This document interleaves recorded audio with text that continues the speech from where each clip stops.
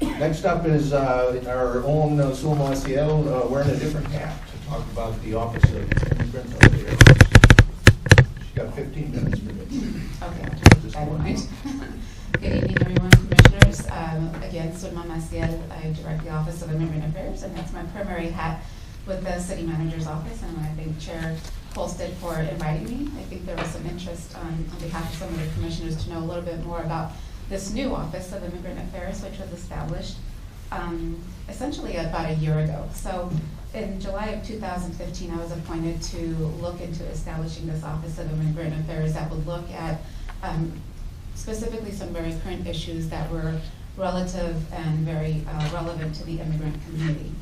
And part of it was an executive order by then President Obama on providing some administrative relief for young adults who had been brought to this country very young by their parents, who were undocumented but were going to school, were going to universities, were going to get jobs. And this executive order allowed some administrative relief from deportation. So at the time, I'll fast forward, there was a discussion amongst the City Council and the Mayor about whether or not the City of San Jose as an institution was ready to support the thousands of local young adults that could take advantage of this new executive order. So then furthermore, there was a greater discussion about what are we doing to support the immigrant community in San Jose, particularly a community that is 38% foreign born. Over 58% of our population speaks another language than English. And we see very clearly the pockets where there are multiple languages being spoken all over San Jose. And clearly District 5 and District 7 are probably the most diverse in terms of languages. So we started thinking about, okay, so what are we doing to very intentionally support the immigrants in our community so that they're able to access services, so that they're engaged in decision-making at the community level, and that we're really maximizing their potential. There's many people that have called San Jose home, and whether they immigrated here 20, 50 years ago, or just a year ago, they called San Jose home for a reason. And that's, like the mayor has said in the past, this really is a secret sauce in Silicon Valley. We need everybody from manual laborers to high-tech workers to drive this machine, very large economic machine worldwide. And that's part of our secret, is really the diversity in this region.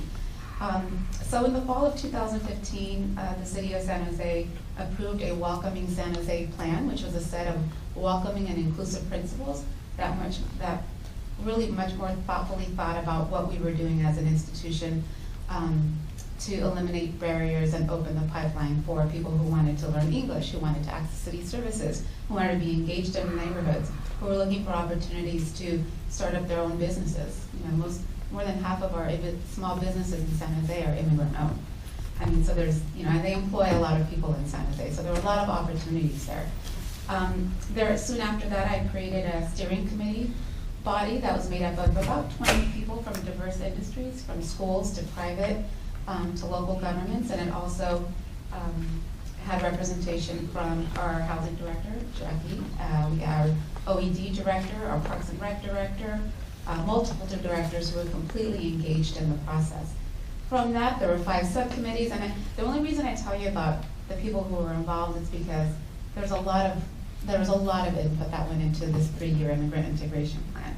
And within those 5 subcommittees that we formed, and I'm going to talk about those topic areas in a minute, there are 77 stakeholders representing 44 organizations in San Jose, both private and public, or nonprofit. And with that, we also had over 20 focus groups of immigrant-specific communities from, in Farsi, in Spanish, Chinese, Mandarin, Vietnamese, Filipino, you name it. We're really trying to get information about the immigrant community, what would make their experience in San Jose better. So as a result of that, I will fast forward to last fall. October of 2016, the mayor and the city council approved the Welcoming San Jose plan. And I'm going to get into that now, so if you could change the slide. So the welcoming framework of this plan, and I'll try to be brief here, but we're part of a Welcoming America member cohort. And so there are 80 other cities across the U.S. who are part of this welcoming movement, we call.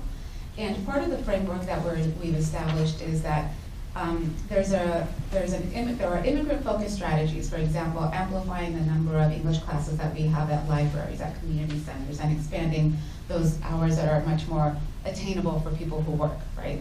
Or immigrant-focused strategies to ensure that they have ways to access city services. Really the important piece here is the receiving community. And who is the receiving community?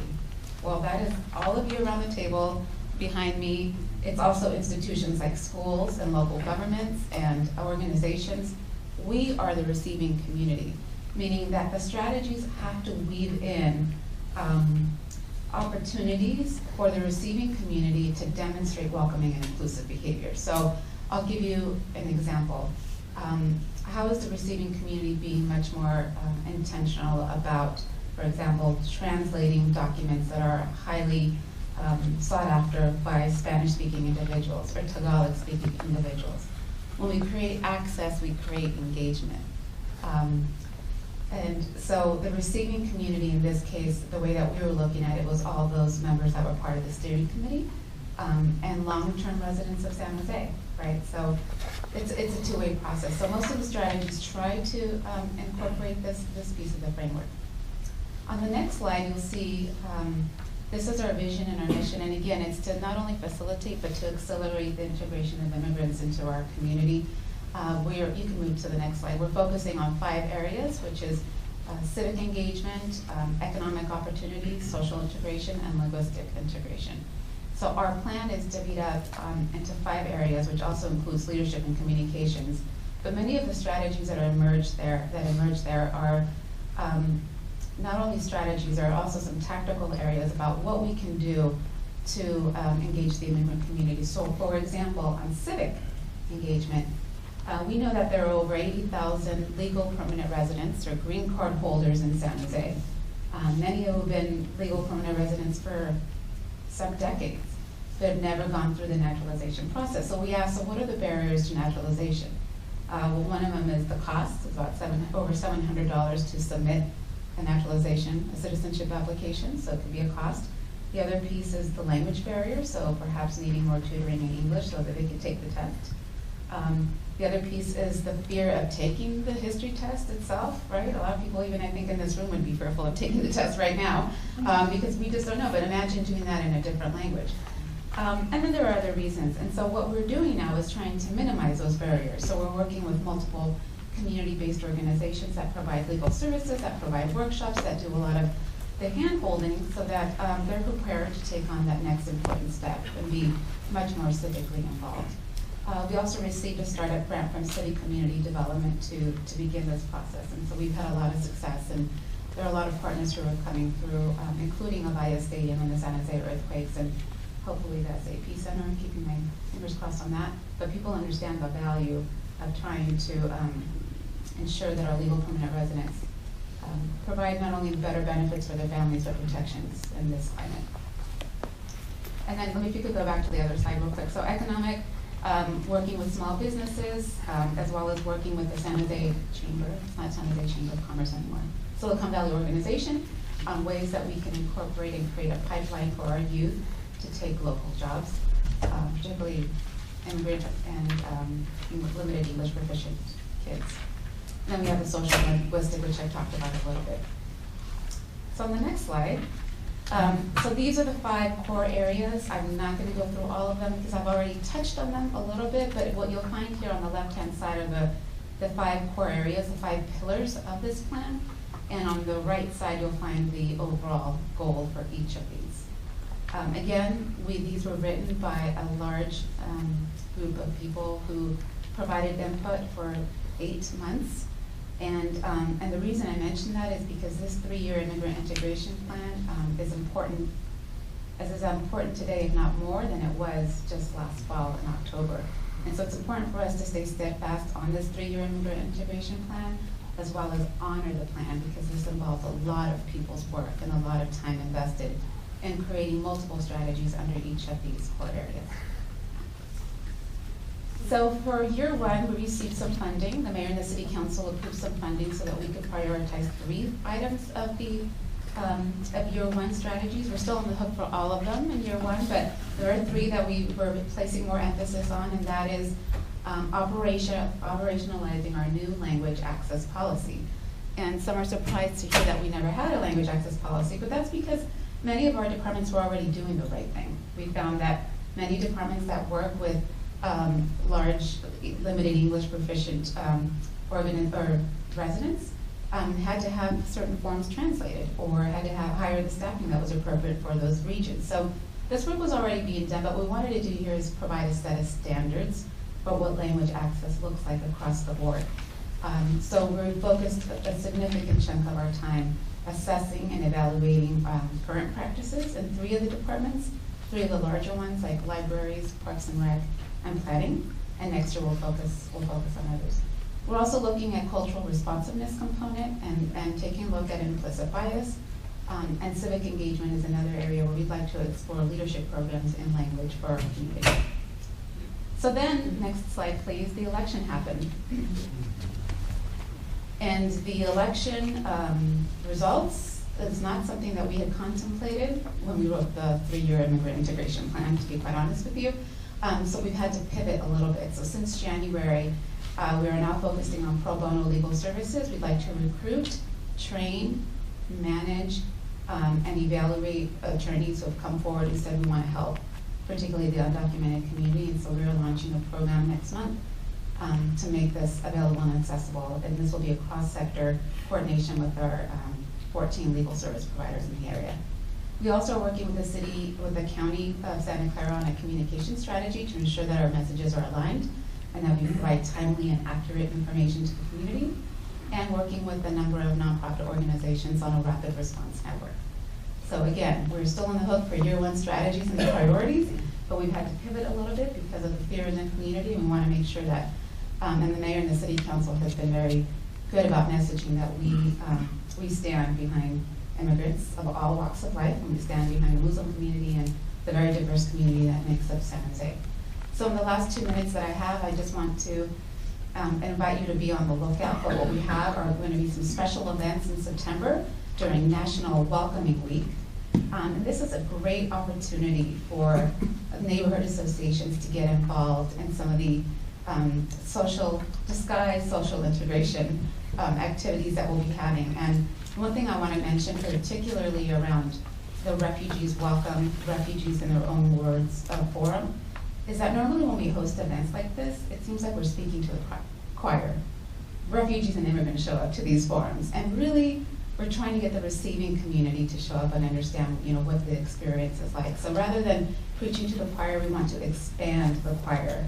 So the ask of the Neighborhoods Commission moving forward is to help us do that. And with that, I'll take questions. We got some questions for Zulma? Please. Great, Commissioner Estrada, and then Commissioner Hernandez. I appreciate what the city is doing to make sure that immigrants and refugees are welcome.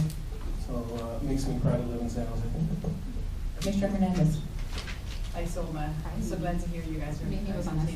Commissioner Hernandez, I'm sorry, was one of our committees. So excellent. So my question is on the legal aid. Are you guys already working with other organizations that have already launched services that are already live? Yeah, so there for the legal services. So yeah, there are numerous legal services who continue to do that work, and the county will be funding over $2 million for additional work to be done in that area. Our piece of the puzzle, the pro bono work, is going to is just part of that continuum.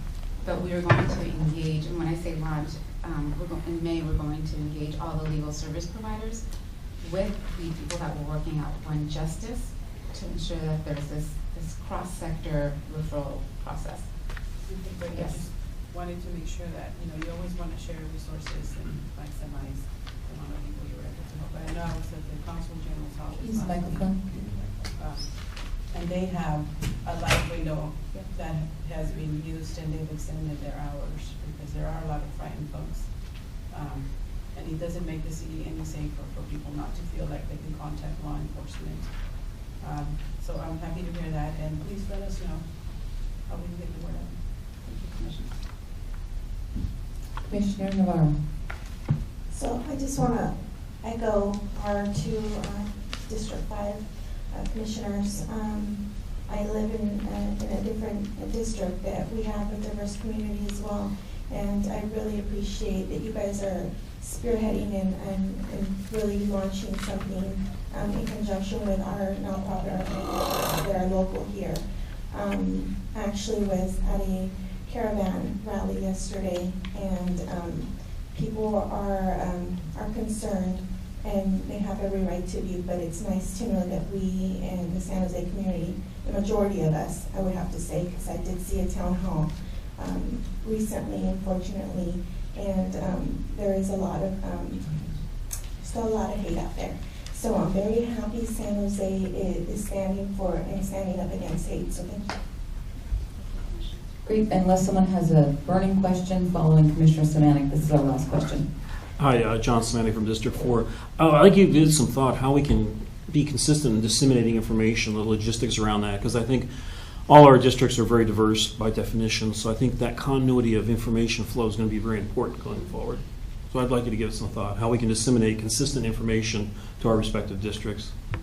Yeah, well, let me first say, like our Facebook page at San Jose Immigrant Affairs to get information. That's easy to share when you're on the Facebook pages. But let me give that some more thought about. I mean, I think because we're all now in the same office, and I'll be working closely with Sabrina, I'll continue to work closely with Sabrina and Nidia on this. We'll find a way at least to get it out to you, and we would hope that you would help disseminate it through your networks. Thank you very much, Sylvan. Very good, very interesting. I'm glad there's something we can do on this.